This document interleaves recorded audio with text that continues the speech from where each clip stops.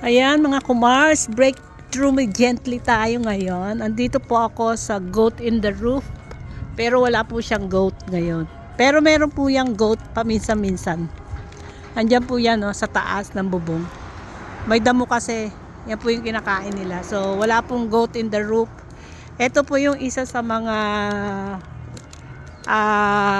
busy. Sobrang busy sa summertime kasi may ice cream po dyan si Mayor, pero hindi po libre yung ice cream ni Mayor. Tapos meron po ditong mga veggies, vegetable na local from BC, from Canada. Yan po, open po sila, medyo maharlika pero okay na rin po. May mga apple, mango, strawberry, blueberries.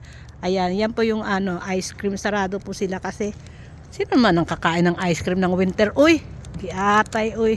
Ayan, dito po yung goat in the roof. Ayan po. Busy po to pag summer. As in, hindi ka makapag-park po dyan. Ngayon po, dead. Dead po yung business nila kasi winter po siya. Ayan po. Punta po kayo dito mga kumars. Pag may time kayo, mga taga Canada. Babus, momo, chup chup.